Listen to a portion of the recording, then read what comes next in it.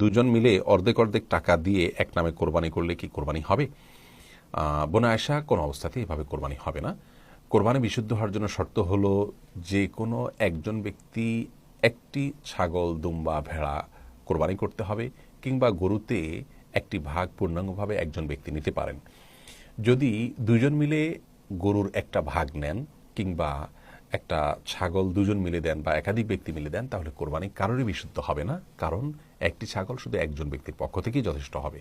আর গরুতে এক ভাগ একজনের তরফ থেকে যথেষ্ট হবে, সর্বোচ্চ 7 ভাগ বা 7 জন ব্যক্তির তরফ থেকে গরু কোরবানি করা যাবে। এটি নবী করিম সাল্লাল্লাহু আলাইহি সাল্লাম থেকে স্বীকৃত হাদিস দ্বারা। বিধায় একটি ভাগ একাধিক ব্যক্তি যদি অর্থ দিয়ে একটি ভাগে শরিক হন, তাহলে কোনো অবস্থাতেই তাদের কারোর কোরবানি হবে না। অনেক প্রবাসী ভাইরা কাজটি করেন, যে প্রবাসে থাকেন, কয়েকজন মিলে একটা রুমে থাকেন ব্যাচেলর, তারা কয়েকজন মিলে হয়তো ছাগল কিনেন। তো এরকম করলে তাদের কারোর কোরবানি হবে না। যদি কোনো এক যার প্রতি আপনি জুলুম করেছেন সে আপনার বিরুদ্ধে যে বদদোয়া করে, এটা লাগবেই লাগবে, আজ হোক আর 2 দিন পরে হোক। 3 ব্যক্তির দোয়া ফিরিয়ে দেওয়া হয় না। কয় ব্যক্তির দোয়া?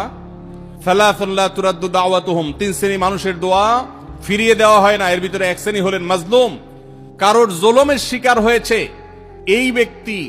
জালেমের বিরুদ্ধে যে তার মনের আকুতি থাকে, বদদোয়া থাকে, আল্লাহ সুবহানাহু ওয়া তাআলা এটা ফিরিয়ে দেন না। এই জন্য পৃথিবীর ইতিহাসের কোন জালিম আপনি দেখাতে পারবেন না যেই জালিমকে আল্লাহ ছেড়ে দিয়েছেন, আল্লাহ ছাড় দিয়েছেন কিন্তু চূড়ান্ত ভাবে ছেড়ে দিয়েছেন, এমন কোন জালিম আপনি দেখাতে পারবেন না। এই জন্য ভাই, কখনো কোন অবস্থাতে কারো প্রতি আমরা জুলুম করব না। আল্লাহ আমাদেরকে সেটা মানার তৌফিক দান করুন। তাহলে 3 ব্যক্তির দোয়া কবুল হয়, ফেরত দেওয়া হয় না। তার ভিতরে একজন হলো মাজলুম।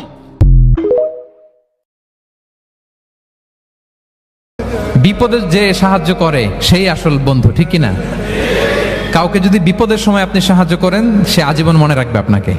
সে যদি কৃতজ্ঞ মানুষ হয়, ভালো মানুষ হয়, আজীবন আপনাকে মনে রাখবে, কখনো ভুলবে না।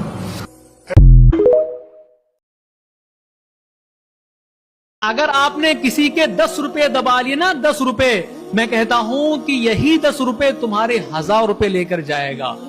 आप कहोगे यार मेरे पास अभी तो पैसे थे, अभी तो मैंने सैलरी पाई थी, एकदम से खत्म हो गए। कुछ दिन पहले आपने किसी से कुछ रुपए लिए थे और आप भूल गए हो, उसके पैसे नहीं लौटाए हो, ये उसकी नहूसत है। और आप रो रहे हो, गा रहे हो कि यार मेरे कमाई में बरकत नहीं होती, अल्लाह ताला मुझसे कहीं नाराज तो नहीं है। तुम क्या समझते हो कि ये 10 रुपए कोई 10 रुपए नहीं है? 10 रुपए तो दबाने की दूर की बात है, अगर आपने किसी के 4 पैसे भी दबा लिए ना, तो आपको 4 पैसे का पूरा हिसाब किताब देना पड़ेगा। आज मेरे पास हजारों लोग कॉल करते हैं, कहते हैं कारी साहब किसी ने पैसे उधार लिए थे, वो मेरे पैसे लौटा नहीं रहा है। मैं हैरान होता हूँ और मैं सोचता हूँ यार वो क्या समझता है कि मुझे नहीं मरना, मुझे उसके पैसे के हिसाब किताब नहीं देना, सब देना पड़ेगा। कहाँ जाओगे भाग करके? जाना तुम्हें उसी कब्र में है जिस दिन तुम्हारी आंखें बंद हो गई। अब समझ लो कि अब पैसे नहीं, नेकियां देनी पड़ेंगी। अभी तुम्हारे पास वक्त है, पैसे कमा करके एक एक बंदे के पैसे वापस कर दो।